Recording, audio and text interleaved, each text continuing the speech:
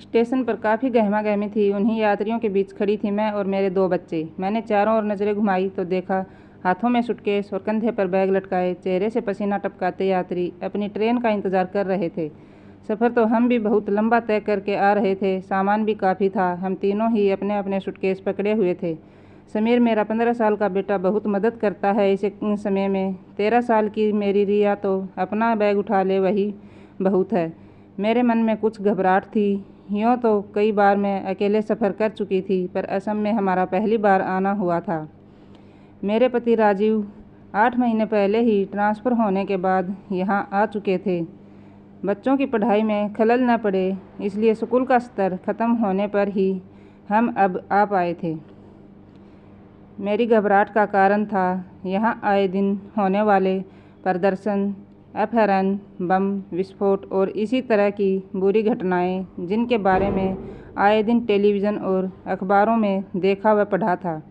Railway station की पटरियों पर आए दिन दंगाई कुछ न कुछ अनहोनी करते रहते हैं, लेकिन अपनी घबराहट की हिंट भी मैं बच्चों को नहीं देना चाहती थी। मैंने सोचा खामखा दोनों डर जाएंगे। समीर मेरे चेहरे, मेरे हाव भाव से मेरी मन की हालत को एकदम समझ जाता था, इसलिए मैं कोशिश कर रही थी कि उसे पता न चले कि उसकी मम्मी थोड़ी डरी हुई है। रिया, बैग ठीक से पकड़ो, हिला हिला कर क्यों चल रही हो? मैं उस पर झुंझला रही थी। कुछ दूर चलने पर देखा तो रिया काफ़ी पीछे रह गई थी। थोड़ा तेज़ चलो ना, 7 नंबर प्लेटफॉर्म अभी काफ़ी आगे है, मैंने कहा। वो हाँ चुप रहने वाली थी। झट से बोली, चल तो रही हूँ मम्मी, इतने भारी बैग के साथ मैं इससे ज़्यादा तेज़ नहीं चल सकती। रिया, ला मुझे दे अपना बैग, समीर ने कहा। ओह वाह बिग ब्रदर, थैंक यू, कहते हुए रिया ने अपना बैग वहीं छोड़ दिया। मुझे बड़ा गुस्सा आया। तुमको दिखाई नहीं दे रहा? भैया के पास पहले ही सबसे बड़ा सूटकेस है, तुम्हारा बैग भी कैसे पकड़ेगा वो? ओ माँ, आप चिंता न करें, मैं उठा लूँगा, कहते कहते मेरी ओर देखा समीर ने। छोटी छोटी बातों पर खिज उठने की मेरी आदत से तुरंत मेरी घबराहट का अंदाज़ा लगा लेता है समीर।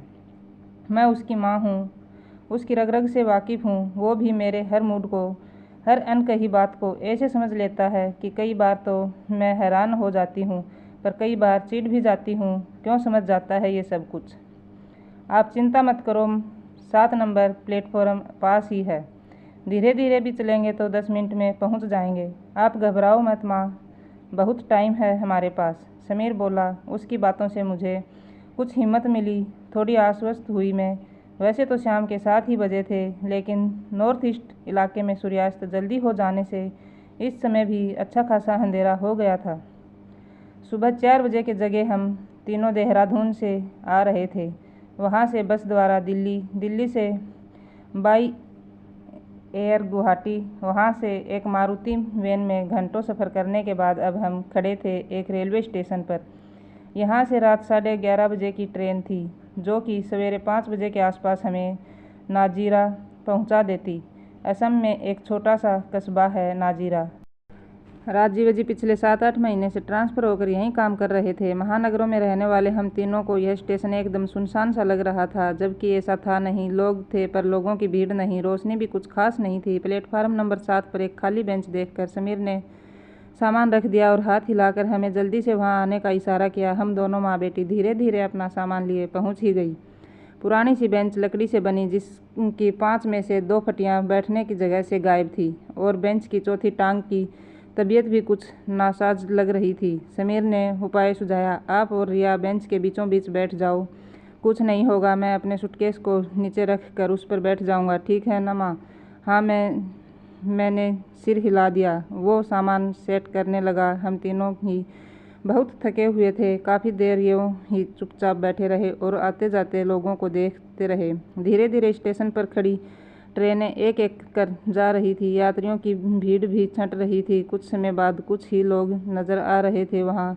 अनजान सुनसान उस जगह पर बैठी मैं मन ही मन फिर घबराने लगी थी। जो जगह 8 बजे ही इतनी सुनसान लग रही है, तो रात के 11:30 बजे उसका हाल कैसा होगा, सोचकर ही डर रही थी मैं। कुछ ही देर में वहाँ 2 लड़के आए। उन्होंने चारों ओर देखा, फिर हमारी बेंच के पास ही अपना सामान रखने लगे। मैंने एक नज़र उन पर डाली। गोरा रंग, छोटी छोटी आंखें और गोल व भरा सा चेहरा। वो वहाँ के स्थानीय लोग लग रहे थे। सामान के नाम पर उनके पास 2 बड़े बोरे थे, जिनका मुंह लाल रंग की प्लास्टिक की डोरी से बंधा था। एक बक्सा स्टील का, पुराने समय की याद दिलाता सा। एक सरसरी नज़र उन्होंने हम पर डाली। आंखों ही आंखों में इशारों से कुछ बातचीत की और दोनों बोरे ठीक हमारी बेंच के पीछे सटा कर लगा दिए। बक्से को समीर की ओर रख कर तेजी से वो दोनों वहाँ से चले गए। वो दोनों मुझे कुछ ठीक नहीं लगे। मेरा मन किसी बुरी आकांक्षा से डरने लगा। अब क्या होगा? सोचते सोचते कब मेरी कल्पना के घोड़े दौड़ने लगे, पता नहीं क्या होगा। इन बोरों में कहीं बम तो नहीं? दोनों पक्के बदमाश लग रहे थे। सामान छोड़कर कोई यूँ ही नहीं चला जाता। पक्का इसमें बम ही है। बस अब धमाका होगा। घबराहट में मेरे हाथ पांव सुन्न हो रहे थे। बस दौड़ रहे थे तो मेरी कल्पना के बेलगाम घोड़े। कल सुबह के अखबारों की हेडलाइंस मुझे आज अभी ही दिखाई दे रही थी। सिमलगुड़ी रेलवे स्टेशन पर कल रात हुए तेज बम धमाकों में कई लोग घायल हुए, कुछ ही की हालत गंभीर। मरने वालों की लिस्ट में अपना नाम सबसे ऊपर दिख रहा था। राजीव जी का गमगीन चेहरा, रोते बिलखते रिश्तेदार और न जाने क्या क्या। पिछले 10 सेकंड में आने वाले 24 घंटों को देख दिया था मेरी कल्पना ने। माँ देखो वेइंग मशीन। रिया की आवाज़ मुझे विचारों की दुनिया से बाहर खींच लाई। कहाँ थी मैं? मानो टाइम मशीन में बैठी आने वाले समय को देख रही थी। और यहाँ दोनों बच्चे बड़ी ही उत्सुकता से इस छोटे से स्टेशन को देख रहे थे। मैं कुछ जवाब दे पाती रिया को, उससे पहले ही समीर बोला, कभी देखी नहीं है क्या? हर स्टेशन पर तो होती है ये। माँ आपके पास 2 रुपीज़ का कॉइन है? रिया की खिचड़ी भाषा पर मैंने झुंझला कर कहा, कितनी बार कहा है रिया, तुम्हारी इस खिचड़ी भाषा से मुझे बड़ी कोफ्त होती है। अरे हिंदी बोल रही हो तो ठीक से तो बोलो।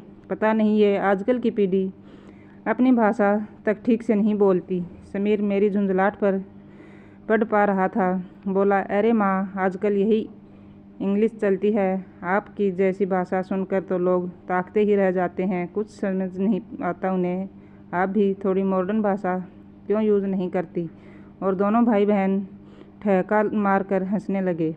मन कुछ हल्का सा हो गया। अच्छा बाबा मुझे माफ़ करो, तुम दोनों, मैं ठीक हूँ अपने। मेरी बात पूरी करने से पहले ही दोनों एक साथ बोले, प्राचीन काल में, और फिर हंसने लगे। तभी मैंने देखा वो दोनों लड़के वापस आ रहे थे। हमारे पास ही वो दोनों अपने सामान पर पांव फैलाकर बैठ गए।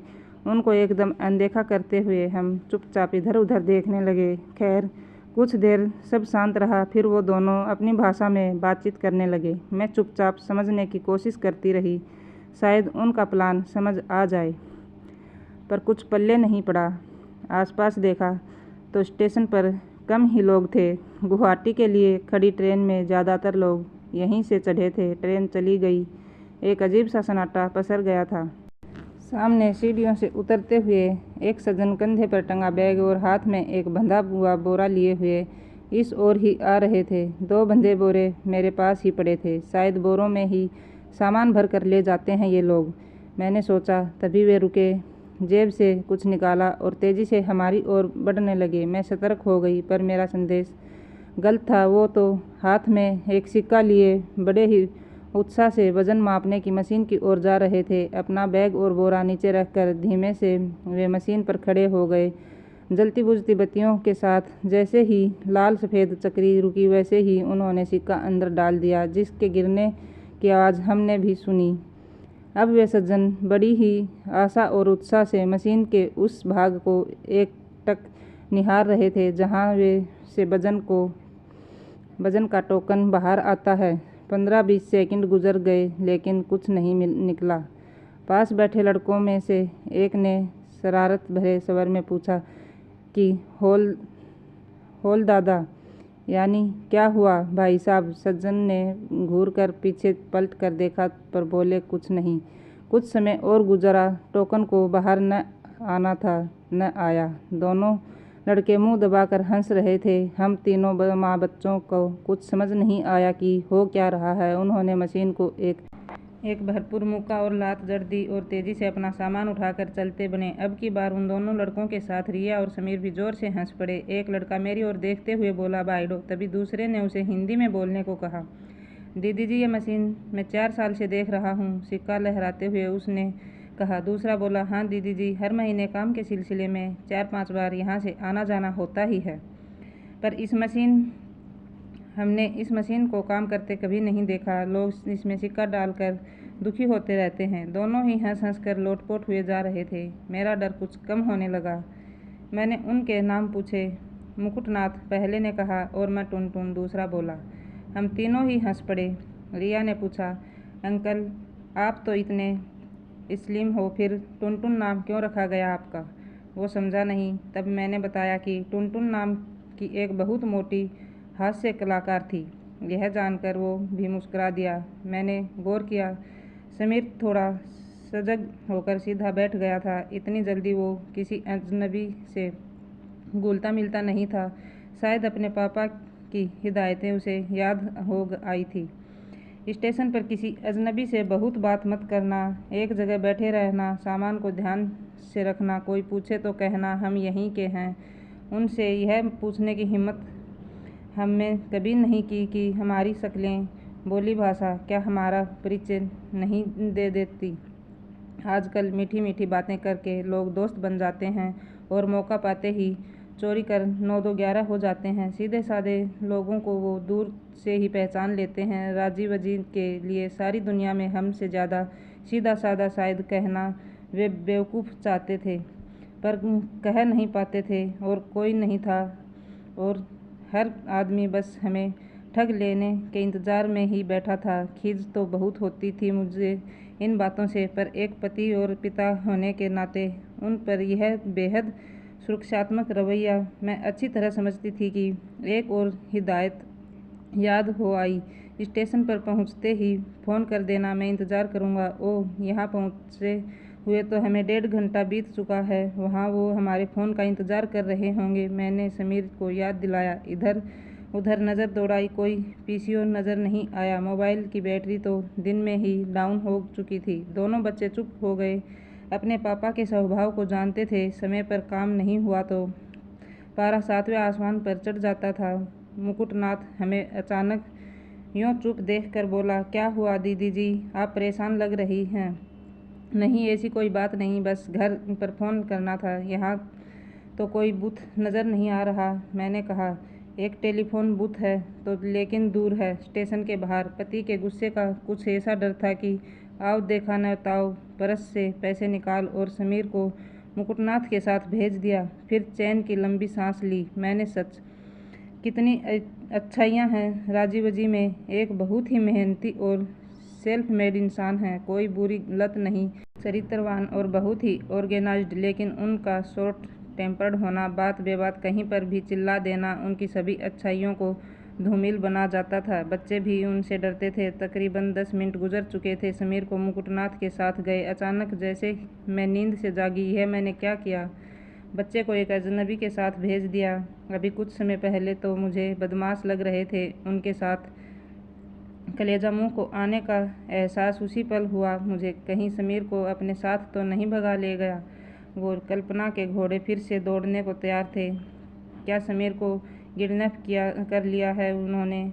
फिरौती मांगेंगे या कहीं अपने उग्रवादी संगठन में जबरन भर्ती कर लेंगे। मेरा बच्चा उस संगठन की यूनिफॉर्म पहने, माथे पर काली पट्टी और हाथ में स्टेन गन लिए नजर आ रहा था मुझे। माँ, कहाँ खो गई आप? रिया मेरा कंधा झकझोर रही थी। आपका चेहरा अचानक पीला क्यों पड़ गया? तबीयत तो ठीक है ना माँ? वो क्या समझती कि कैसा झंझावात चल रहा था मेरे मन के भीतर। कहाँ जाऊँ, क्या करूँ, क्या शोर मचाऊँ, कुछ समझ नहीं आ रहा था। क्या मैं भी बाहर जाकर देखूँ? पर रिया को एक अजनबी के साथ छोड़कर जाने की हिम्मत नहीं थी मुझ में। यह बेवकूफ़ी मैंने कैसे कर दी? कोस रही थी खुद को मैं। बाहर से शांत रहने की नाकाम कोशिश करती मैं देख रही थी। रिया कैसे टुनटुन नाम के उस लड़के के साथ खिलखिला रही थी। मशीन पर आने जाने वालों और उनकी हरकतों पर उस पल उसका वो खिलखिलाना मुझे बेहद अखर रहा था। मन किया कि डांट कर चुप करा दूं, लेकिन मेरी छठी इंद्रियां मुझे शांत रहने को कह रही थी। रिया को बता रहा था टुनटुन कि वो बच्चों को तबला बजाना सिखाता है और उसका अपना एक म्यूजिकल ग्रुप भी है जो पार्टियों में और दूसरे समारोह में जाता है। बड़े उत्साह से बता रहा था वो इस बात से अनजान कि मैं अंदर ही अंदर गुस्से से धक धक रही हूँ।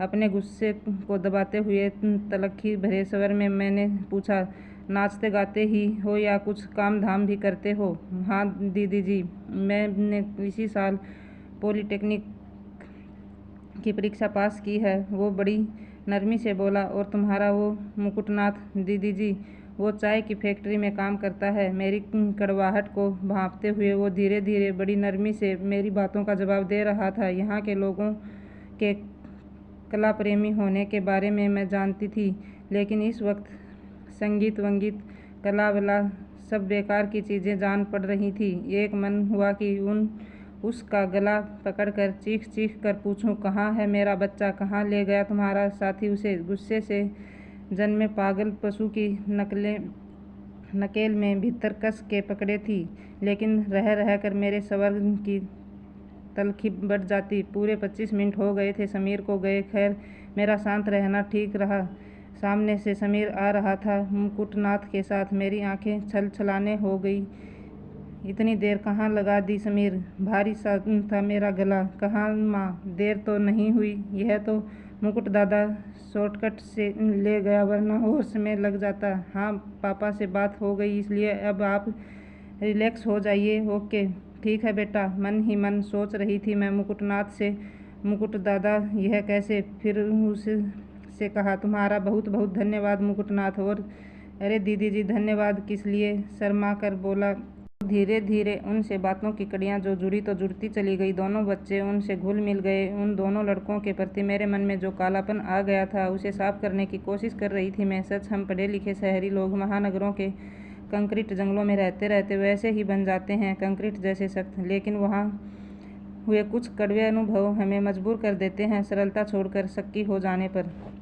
निस्वार्थ जैसा शब्द तो महानगरों में अपना वजूद कब का खो चुका था।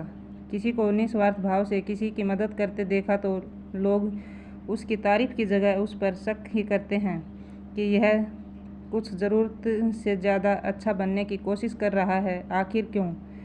ज़रूर अपना कोई उल्लू सीधा करना होगा इसे। पर छोटे गांव और कस्बों में यह निश्चलता अब भी है। ये सब सोचते हुए मुझे शर्मिंदगी हो आई खुद पर। अब हम से 4 बेंच छोड़कर एक और परिवार रात को आने वाली ट्रेन का इंतज़ार कर रहे थे। अभी 1.5 घंटा और बाकी था। प्लेटफॉर्म पर डिब्रूगढ़ की ओर जाने वाली गाड़ी आ गई थी। यहाँ से कोई नहीं चढ़ा। 15 मिनट बाद वो चली गई। मेरे दोनों बच्चों टुनटुन और मुकुटनाथ के साथ मिलकर मशीन पर आने जाने वालों को देखकर अपना मनोरंजन कर रहे थे। सामने एक स्मार्ट सा लड़का आ रहा था मशीन की ओर। रिया की धीमी आवाज़ में रनिंग कमेंट्री शुरू हो गई। टुनटुन भी साथ दे रहा था। हाँ तो दादा, बैग नीचे रखा? हाँ रखा। मशीन पर चढ़ा? हाँ जी चढ़ गया। चरखी रुकी? बिल्कुल रिया बेबी। सिक्का डाला? हाँ डाल रहा है। बस अब यह फंसा, अब देखो क्या होता है। टोकन न आने के कारण मशीन पर चढ़ा लड़का बेचैन हो रहा था। ऊपर खड़े खड़े ही उसने 0 से लेफ्ट राइट करना शुरू कर दिया कि शायद झटके से कहीं फंसा हुआ टोकन नीचे आ जाए। कुछ समय बाद बेहद खिंच गया वो और मशीन को दाएं बाएं ढोलक की तरह बजाने लगा। अचानक गश्त करते एक सिपाही को देखकर मशीन से उतर गया। ज्यों ही सिपाही थोड़ा आगे गया, एक भरपूर किक मशीन को रसीद कर दी उसने। चारों ओर घूमकर भी देखा, कहीं कोई गवाह तो नहीं उसकी इस वीरता का। तुरंत हम सब ने मुंह घुमा लिए। हम सभी हंसी से लोटपोट हुए जा रहे थे। ऐसा ही कितने आए कितने गए। मशीन सभी के सिक्के लेती रही, किसी पर भी मेहरबान नहीं हुई। हंसते हंसते समय कैसे निकल गया पता ही नहीं चला। कहाँ थी मैं इस अनजान सुनसान प्लेटफार्म पर? रात के 11 बजे। अनजाने लोग, अनजानी जगह, फिर भी अब कोई घबराहट नहीं, कोई डर नहीं। दीदी जी, आपकी ट्रेन आ गई देखिए, टुनटुन ने कहा। अब हम आपका सामान गाड़ी में रख देते हैं। अरे हम रख लेंगे, आप रहने दीजिए, मैंने जल्दी से कहा। बगल में मुकुटनाथ अपनी बोरी को खोलकर उसमें से कुछ निकाल रहा था। मेरे पास आया और 2 खाकी भूरे से कागज़ के बड़े बड़े पैकेट मेरी ओर बढ़ाते हुए बोला, दीदी जी, यह चाय पत्ती है, जहाँ मैं काम करता हूँ न उसी फैक्ट्री की, आपको अच्छी लगेगी, ले लीजिए। अरे नहीं नहीं, मुझे नहीं चाहिए, मैंने पीछे होते हुए कहा। ले लीजिए ना दीदी जी, उसने आग्रह किया। मैं अब मना नहीं कर सकी और पैसे निकालने के लिए पर्स खोलने लगी। अरे दीदी जी, नहीं नहीं, हाथ जोड़कर उसने कहा। अपनी दीदी जी से हम पैसा कैसे ले सकते हैं? और तेज़ी से हमारा सामान उठाकर चल दिया। टुनटुन और मुकुटनाथ दोनों ने हमारी सीट के नीचे हमारा सारा सामान सेट कर दिया था। गाड़ी छूटने का समय हो चला था। टुनटुन नीचे उतरा और 2 मिनट बाद फिर हमारे पास आया, पानी की 2 बोतलें और बिस्किट के पैकेट लेकर। रिया को थमाते हुए बोला, रात को बच्चों को प्यास लगेगी दीदी जी, और अब तो रात बहुत हो गई है, कोई पानी वाला, चाय वाला इस समय गाड़ी में नहीं मिलेगा। ठीक है भैया, अब तुम लोग जाओ, मैंने कहा। गाड़ी सरकने लगी थी। नहीं नहीं अंकल। सुनकर मैंने बच्चों की ओर देखा तो पाया मुकुटनाथ दोनों की हथेलियों पर 10-10 रुपये के नोट रख रहा था। टॉफ़ी खाना बाबू, ठीक है। उनके सिरों पर प्यार से हाथ रख कर वो जाने लगे। अरे ये क्यों? मैं कुछ कहती इससे पहले वो नीचे उतर चुके थे। दोनों बच्चे भाव विभोर थे। उन 10-10 रुपये की फेस वैल्यू चाहे जो भी हो, पर इस पल में वे नोट रिया और समीर के लिए अमूल्य थे। वो दोनों नीचे खड़े होकर मेरे बच्चों को हाथ हिला कर बाय कर रहे थे। ट्रेन धीरे धीरे आगे बढ़ रही थी। मैंने पाया कि हाथ हिलाते हिलाते वो दोनों दूसरे हाथ से अपनी आंखें भी पोंछ रहे थे। है इतना स्नेह, मैं विश्वास नहीं कर पा रही थी। अपने बच्चों की आंखों में भी उदासी साफ देख पा रही थी मैं। बात बदलने के उद्देश्य से मैंने बेटे से पूछा, इन लोगों की ट्रेन कितने बजे की है? मैंने तो पूछा भी नहीं, भारी स्वर में समीर बोला।